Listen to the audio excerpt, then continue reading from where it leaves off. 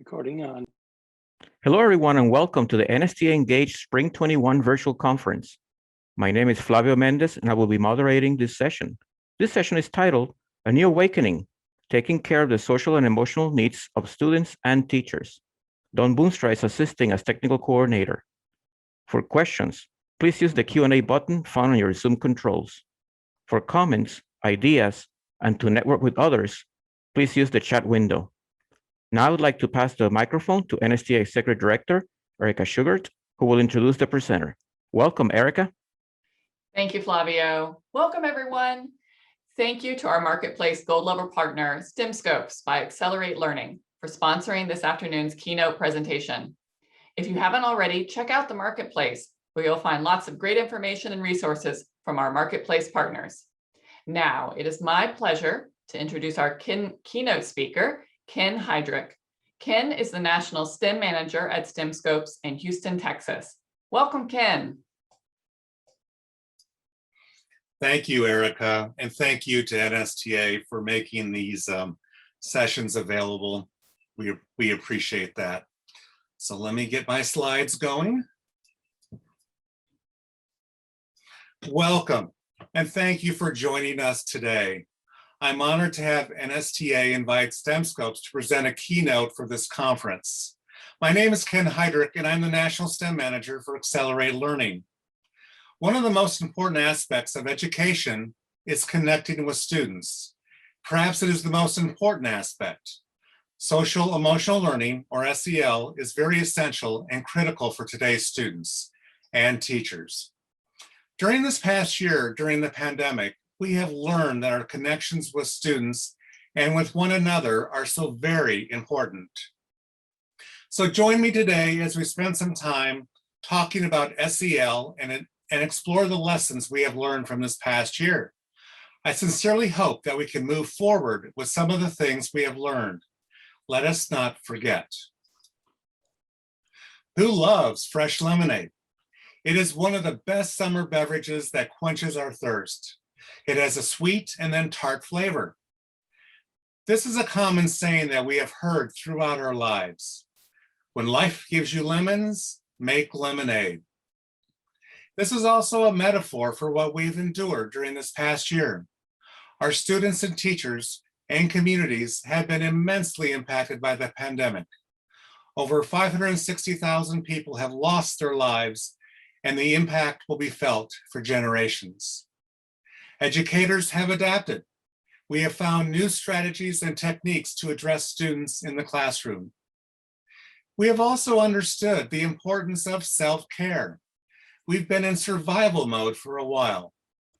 So let's take stock of these improvements and enhancements so that we have made to education during this past year. Many of these adjustments have been good for students and for instruction. So let's make lemonade with all the lemons we were given this past year. Cheryl Richardson is a wonderful self-care coach. For 25 years, she has been helping people understand that self-care and care for others is a good thing that leads to better health. One of my favorite quotes from her says, "Listen, people start to heal the moment they feel heard." Think about that phrase. There's a lot of sentiment in that phrase. Jessica, let's use the chat window now and get some feedback from the attendees. Everyone, please think about that phrase. Go ahead and put your thoughts into the chat. Let's take a minute.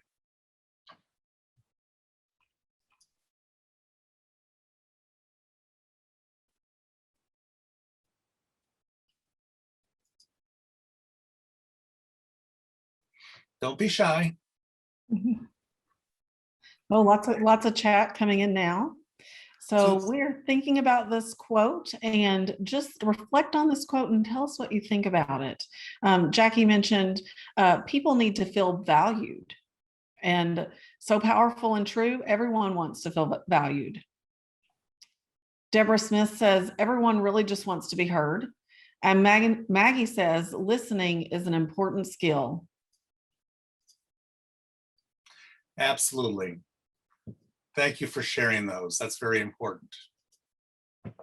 And a couple more coming in. Sometimes it's good to have a shoulder to cry on and have someone to listen. And Iris says, most people do not listen, they wait to respond. That's from Amy and Iris. Very good. We need to make conscious efforts to listen to people. Listening is so very important, making them feel heard. Jessica, can you please read the text on the slide now?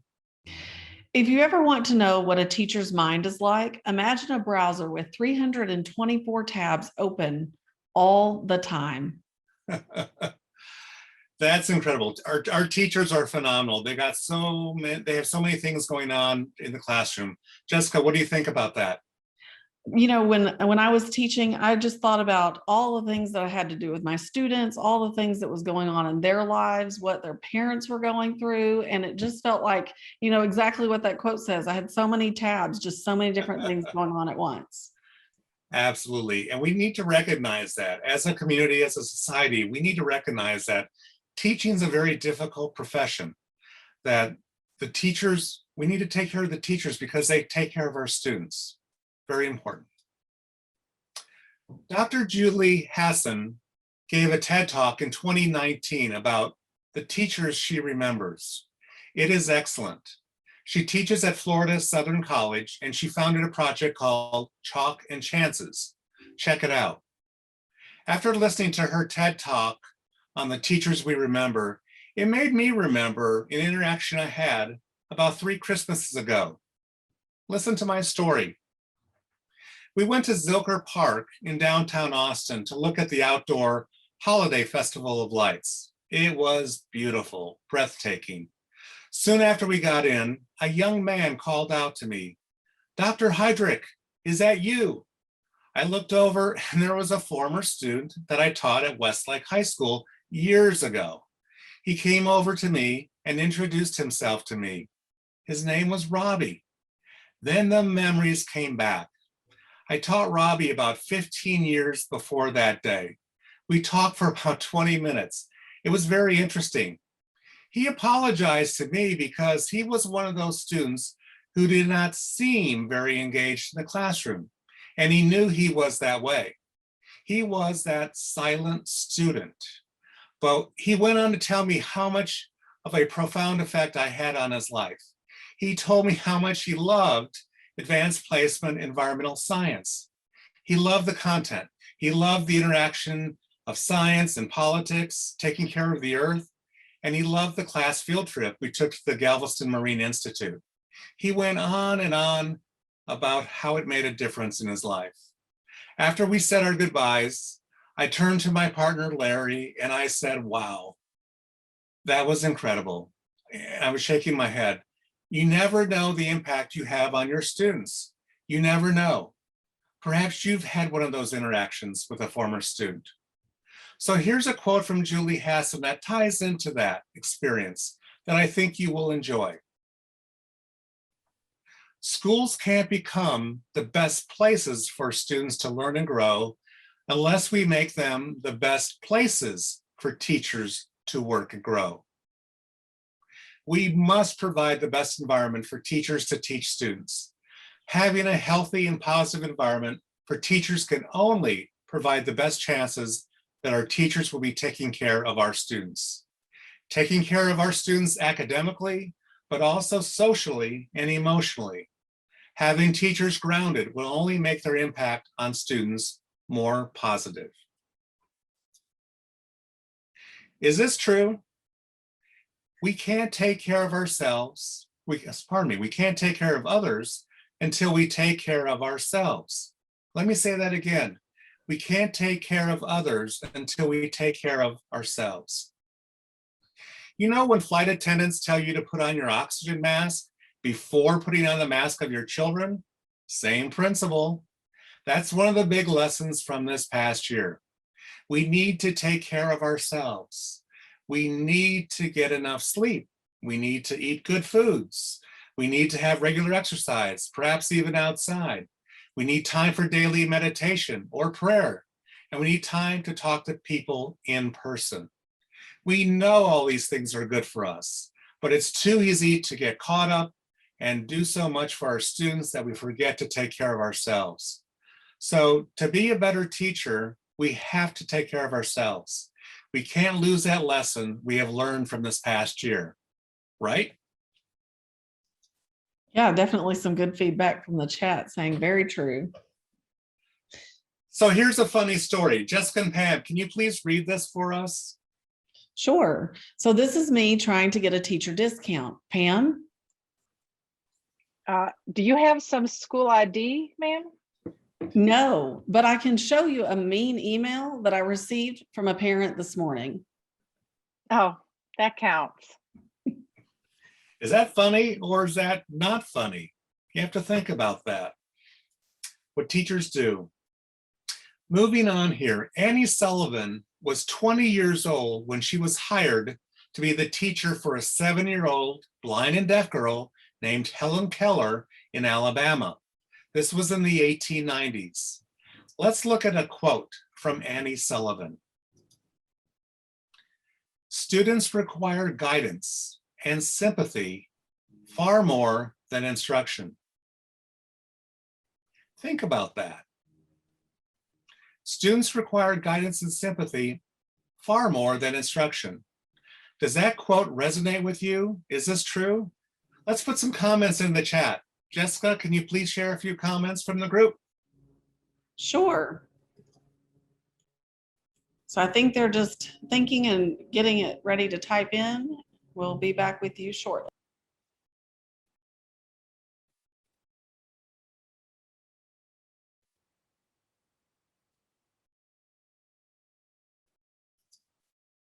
Okay, let's go. Yeah, we have one coming in now. It says they like, Erica says she likes the emphasis on empathy. What a great statement there. And Jackie says students need to feel wanted and loved. Good, absolutely. Lots of things coming in the chat now. It's like a quote I once heard, they don't know how much you care, or they don't know how much you know until they know how much you care. Another one, Amanda says, I agree. In my experience, when I listen and guide my students, they were emotionally ready to learn. That's great. Nice comments. Thank you all for sharing. Before we get into some details about social emotional learning, or SEL, let's see how the participants of this session have been engaged in SEL. Please take a moment and answer one question. You will choose one option for your answer, 1 through 7. So Jessica, can you open the poll, please? Of course. You should see the poll on your screen. Take a moment to answer that question. When we have about 90%, we will give you a countdown. So the question is, does your campus, district, or institution have a formalized social emotional learning or SEL program? And is it required? So let's see what the array is here.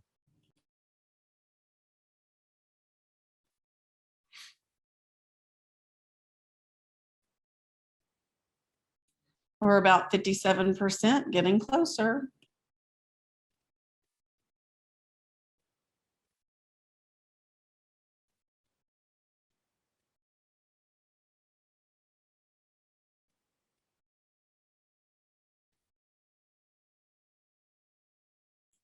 All right, almost ready. Okay, great. I think that'll be good for now, Jessica. Excellent. So the results have been shared. So it looks like the number one response is yes, it is. You do have a campus SEL program and it is required. And then the second option is that there is no SEL program. So the dichotomy, it's required at the campus level or there's none.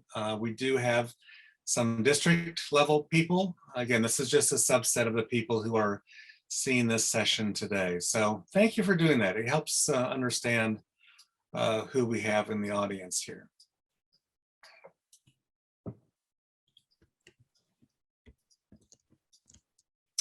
So let's dive into social emotional learning. Let's give everybody a short foundation into SEL.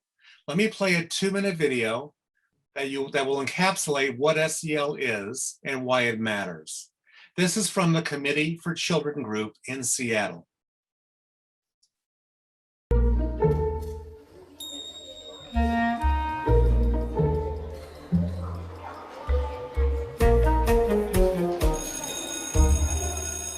There's a lot of talk these days about SEL, social emotional learning. But what exactly is it? Social emotional learning is the process of learning social and emotional skills, and it's just as important as learning reading or math. This learning process is most effective when it begins early and continues through high school. Social emotional skills are essential for success in school, work, and life. With SEL, students learn to manage their own emotions and behaviors, have empathy and show care and concern for others, solve problems effectively, make responsible decisions, and maintain healthy relationships.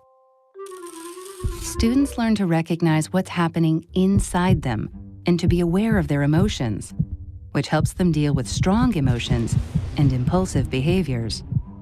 It helps them stop, take a breath, and think about a situation before acting.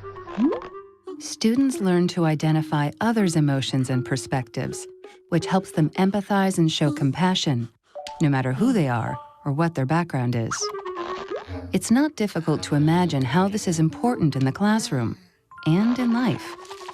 Students learn to solve problems in peaceful ways and communicate assertively about what they need or want. This helps them get along with other students and get the help they need from adults. When students learn to make responsible decisions about their lives and their future, things can turn out better. Research shows social emotional learning makes a difference. Students who participate in SEL do better academically, have improved attitudes and behaviors, and act in delinquent or disruptive ways less often. In the United States, students with strong social-emotional competence are twice as likely to earn a college degree and nearly 50% more likely to graduate from high school and have a full-time job by age 25. Just as important, students who are socially and emotionally competent have more friends. This means they're more likely to feel connected to school and do well, and less likely to be left out or bullied. Simply put, by participating in social-emotional learning, students learn the skills to succeed in every facet of school and the rest of their lives.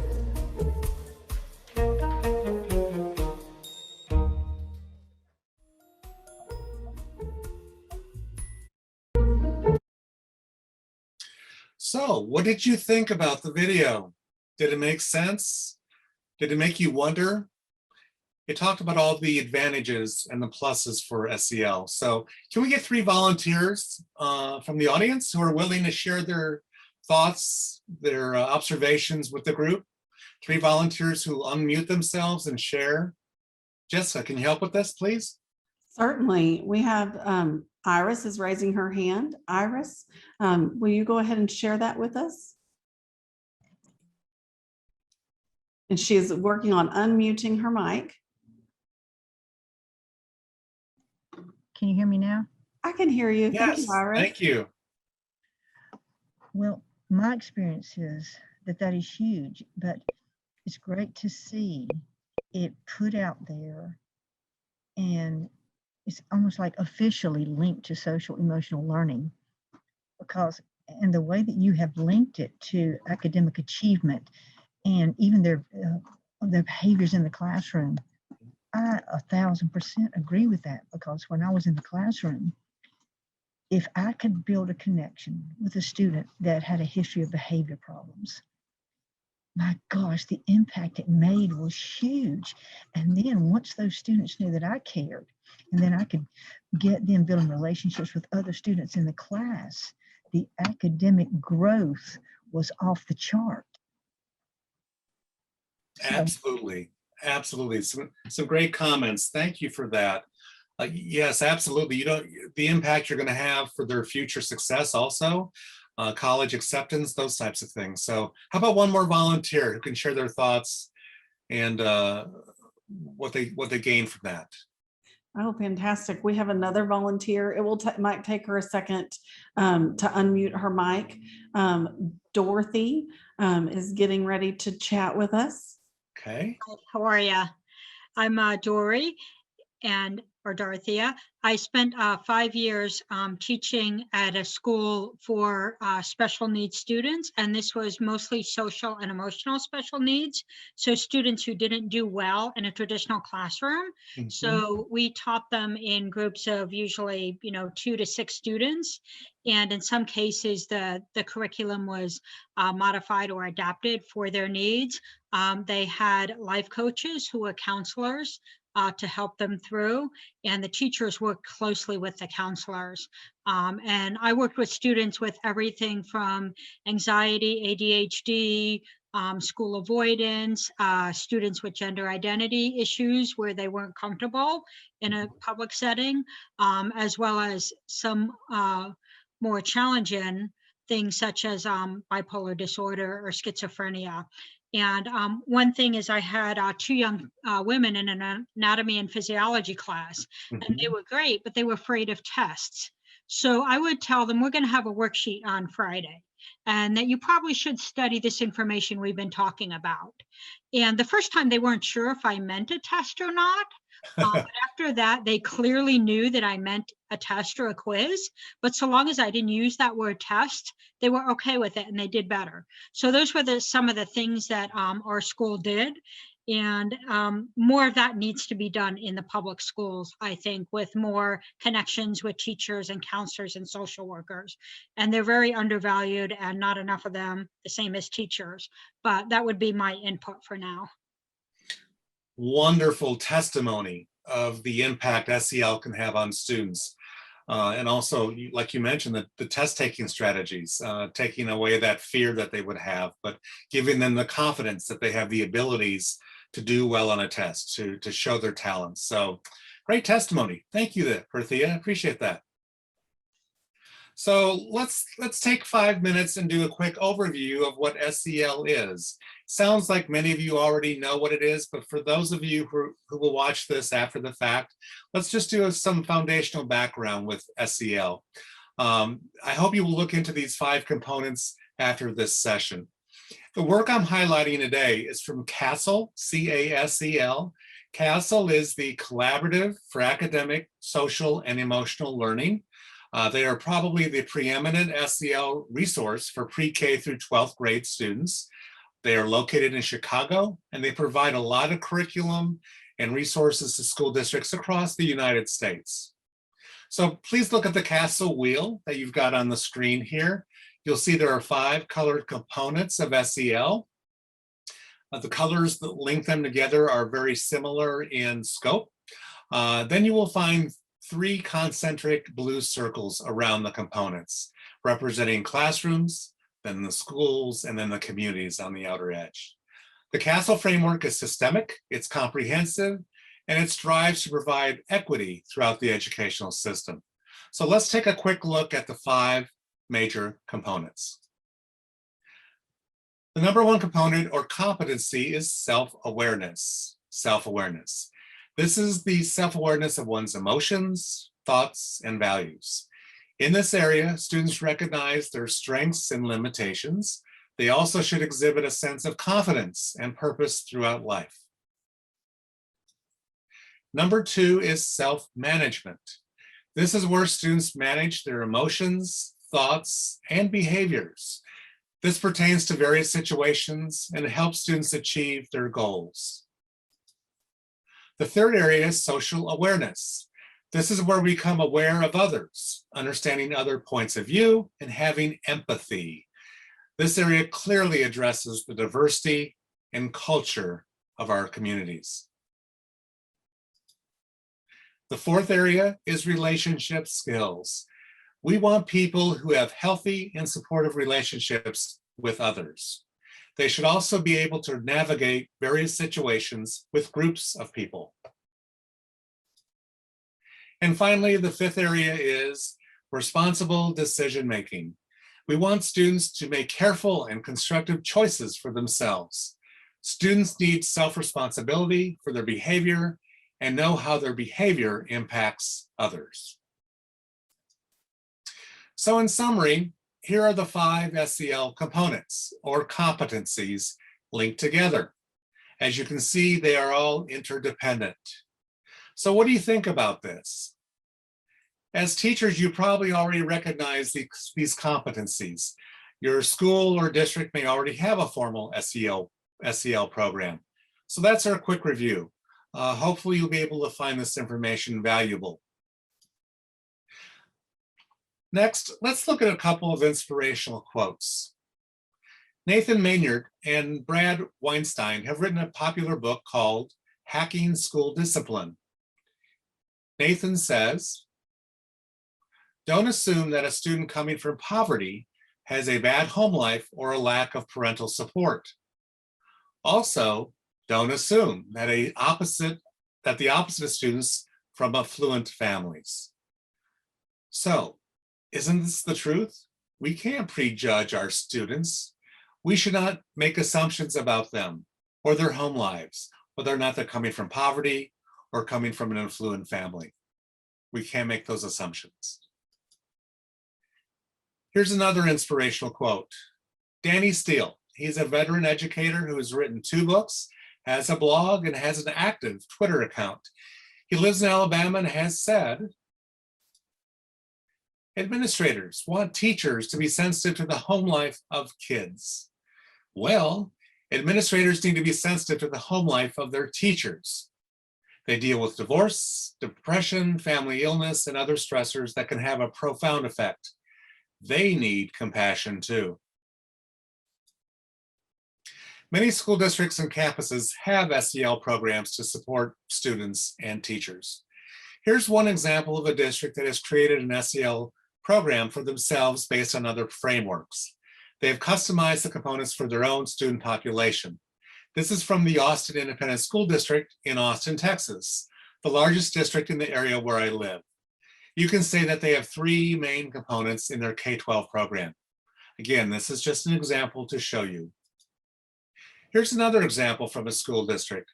This is actually my home school district, just west of Austin.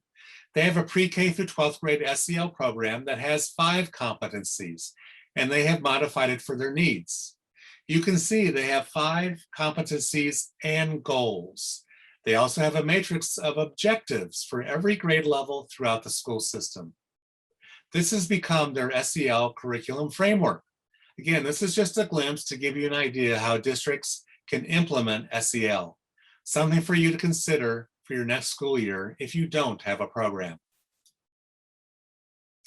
To implement SEL effectively, district and campus leaders must exhibit clear support for the program. Here's a quote. "Leaders, if you want your team to accomplish great things, you must first show them that you truly care."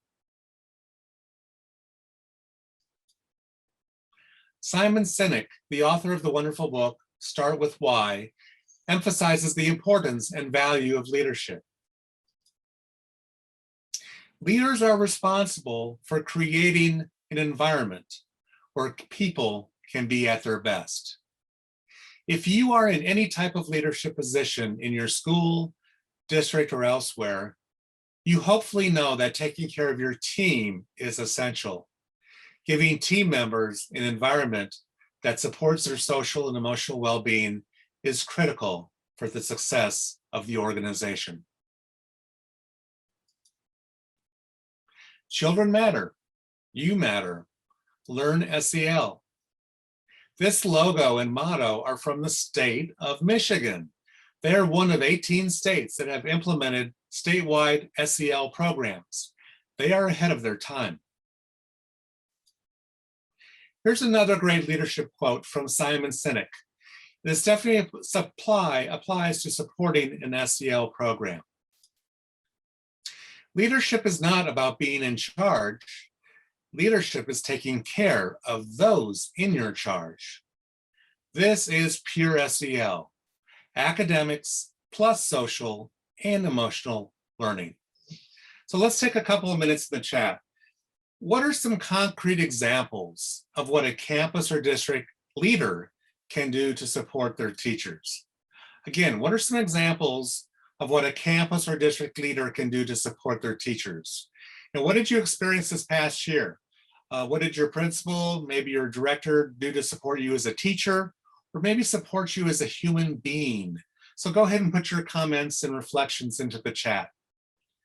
Jessica, can you please share out some of those comments or reflections? Yes, of course. I think they're getting ready to type some in now.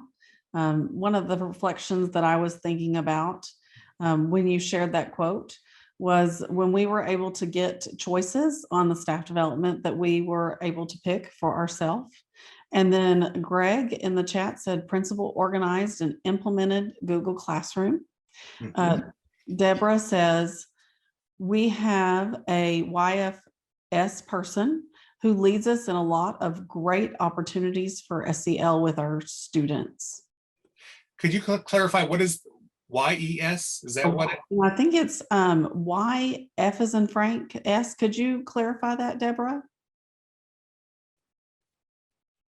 Youth and Family Service Worker. Ah, okay, good. Any other comments? Yes, we have another one. Iris says create community partnerships with businesses that do things for the teachers and students. Also provide teachers with resources that they need. Excellent. Creating this ecosystem, this community that will support the school in academics, but also the social needs of the students and the parents, the teachers, all around. Very important. Thank you for sharing. So let's finish up this session by taking a trip through the takeaways from this past year. What are the lessons for us to embrace and hold on to? First, let's look at what we hope students learn from this experience. Please do not try to scribe down these items. You will get the entire list at the end of the session. We have a nice handout with all of these items, so just read them, absorb them, and reflect on them. Let's just take some quiet time and reflect upon these things that we hopefully learned this past year. So, what students may have learned from this experience? Look these over. What do you think? Most of these items deal with relationships, students connecting with teachers and with other students. The majority of these items are really aspects of SEL, social emotional learning. As you can see, SEL is of critical importance. You can also circle back to our 5 components or competencies of the SEL framework. You can see them listed in these items. Now let's look at some takeaways that teachers can provide students. Teachers clearly help students, especially during this past year. Here are some takeaways or action steps that teachers took this past year to help students. Look through the list. Are these on target?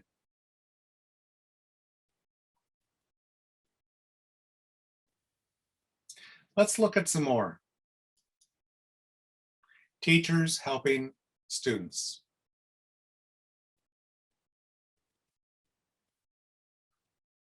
Just look them over, absorb, reflect.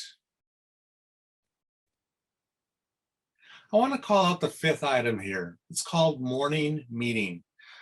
This is a popular program. It's been around for 5, 6, 7 years or so. It's a great way to connect with students in the first 15 minutes of a self-contained classroom. You could also use it in a disciplined classroom if you wanted. It has a clear foundation in SEL.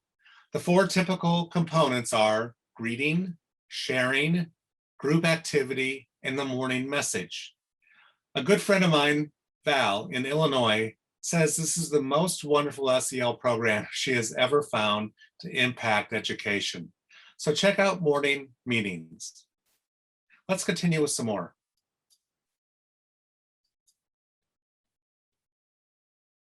Look at this list. Absorb. Discussion skills, communication skills. Let's look at number 4 here. Can we weave in stress management techniques into our lives? It's good for students. It's also good for teachers. Let's not forget it next year. Here are 4 more strategies.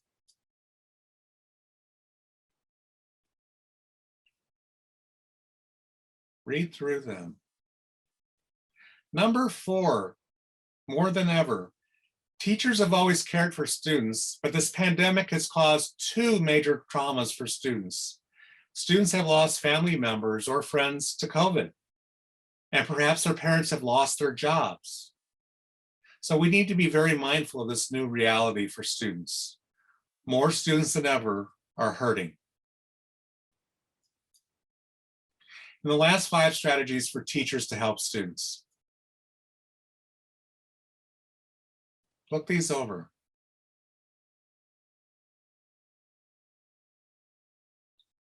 Give you some wait time here. Again, look at number 4. We've used a lot of these new cool tech apps this past year. Have you used Jamboard, Flipgrid, Padlet? We're going to use Padlet in a little bit, and other tech apps. Let's not forget these useful and effective tech applications. All of them have been very helpful to our students and our classrooms. So let's not forget them next year. And now let's talk about the last section, how to help teachers, because teachers are critical to education. So here are 7 aspects I want you to consider that promote the well-being of teachers. These were clearly evident from the experiences of this past year. Look them over. Do you see SEL in these? Do these make sense? Number 1, again, I'm going to circle back to self-care. Our schools and districts must set a high priority of taking care of our teachers. Their safety and well-being are critical. We know firsthand from this past year. We must not forget that. And here are the last 5 takeaways of this session. How can we best support and help teachers? As you can see, these are really very important items. Workload, planning, flexibility. These are also systemic issues. I'm sure you want this complete list. I just wanted to give you a glimpse so you could digest them, absorb them, reflect on them. After this session, you'll be able to look them over by looking at a Padlet. I'm going to click on this icon here, and you will now see this Padlet of SEL resources you have available. I'm very grateful to Pam O'Brien, one of our co-hosts here who put this together for us, but the handout for our slides, the handout with all of those items are right here, and other links and videos that you can find on SEL to help you be successful.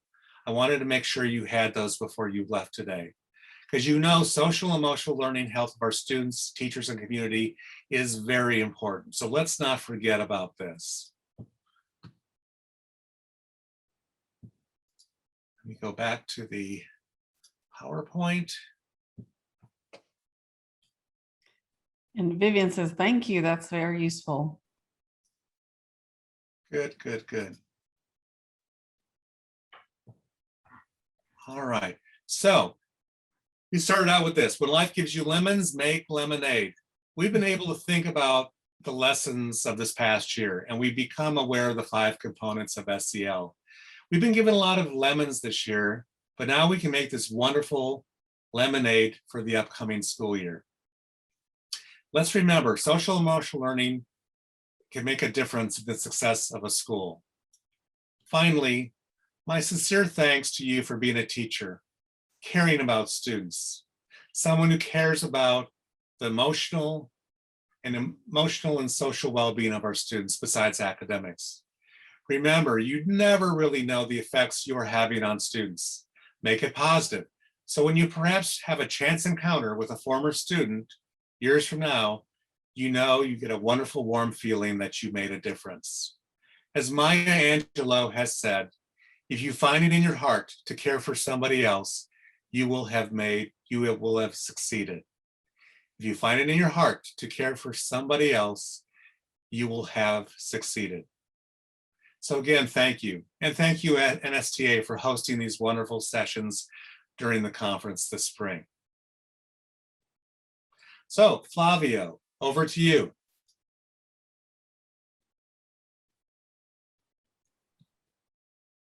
Thank you very much, Ken, for a great presentation.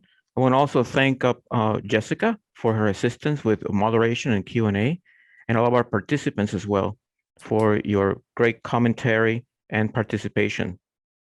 The link to the post-program survey is now being added to the chat window. Please take a moment to complete that.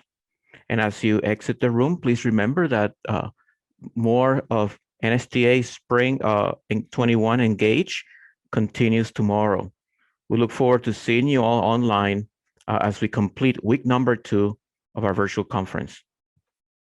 At this time, let me invite Jessica and Ken again to see we have about 3 minutes. If there are additional questions from the audience that individuals like to ask. But if not, we can then complete the program. Let me turn it back over to Ken and Jessica for last remarks. Great. Thank you again, Flavio and Erica, for hosting this. We hope you got a glimpse of SEL, social emotional learning, and the impact it can have. So again, let's take what we were given this year and make the best of it for our future. So any questions? Anything you want to ask? So I'll give them a second to ask questions. Also, just lots of thank yous and wonderful things said about our session so far. I'm pasting the survey link in the chat again, and just lots of affirming comments, very inspiring, and thank yous. And they love the quotes. Great. Can you put the Padlet link in it, Jessica? Of course. Mm-hmm. Great. The video that you saw is also part of that.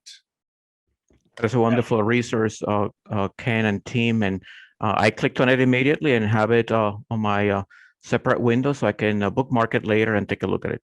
Cool. Thank you. Well, if there are no additional questions, again, have a great evening, everyone. Thank you so much for your participation. And at this time, I'd like to ask my colleague, Don Boonstra, to stop the recording.